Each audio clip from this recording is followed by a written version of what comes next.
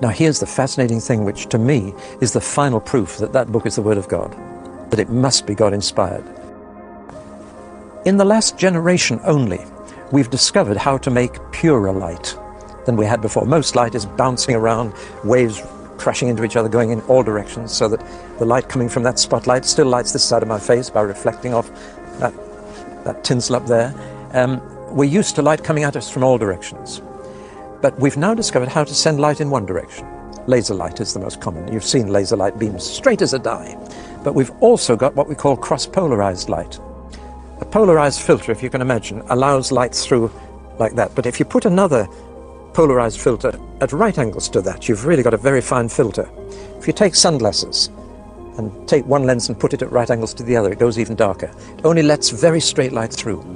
Now, people have taken jewels and precious stones and cut a very thin slice for microscopic purposes, and then shone cross-polarized light through them to see what happens. To put it very crudely, what happens to these precious stones in pure light? And one of two entirely different things happens with every jewel.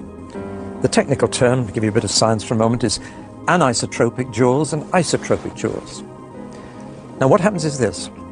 Some jewels, in pure light, whatever their color to begin with, they may be red, blue or green, turn into all the colors of the rainbow and the most fantastic patterns.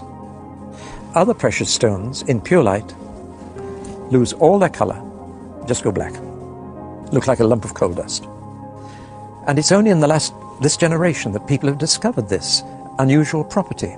For example, diamonds in pure light are nothing. Did you get that, ladies? They're not even that. Diamonds, nothing. They won't be there. No, so make the most of them here. Rubies, garnets, just lose everything. Emeralds? No, they keep it. Oh, good. There are other stones that are anisotropic and go into these beautiful colors. Now here's the fascinating thing. The 12 precious stones that God uses to build the New Jerusalem are all anisotropic. In pure light, they are all far more beautiful. And God doesn't touch the diamonds or the rubies. He doesn't build with them. No, let's just put on the screen a picture of these stones. Yeah. Look at the top 12 stones on this picture, and you'll see the stones of the New Jerusalem. Look at the 4 bottom ones at the bottom of the picture, and you'll see they're black, no attraction, whatever. Now then, who knew this 2,000 years ago? No scientist knew it. Nobody knew it. John the Apostle, writing down the book of Revelation as the Lord dictated it to him, he didn't know. Nobody knew except one person in the entire universe, and he knew, and that was God himself. Where is that written exactly? Revelation 21, right, halfway through, and you'll find all the 12 stones listed there, and you can just imagine from the picture we've seen on the screen how beautiful the New Jerusalem is going to be. No need for do-it-yourself decoration or changing rooms there. No need. The materials that God uses will be fabulous. From verse 19, 21 right. Verse 19. Read them out. The first foundation was jasper. Yeah. The second, sapphire. The third, chalcedony.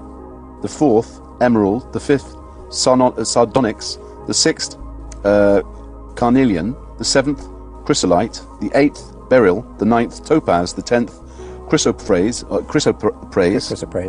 The 11th, jacinth. And the 12th, amethyst. No diamonds, no rubies, no garnets, because they're isotropic. Now, isn't that amazing? To me, that one thing alone would prove that the Bible was inspired by God, because nobody could have known this. They didn't know it until our generation. But there it is.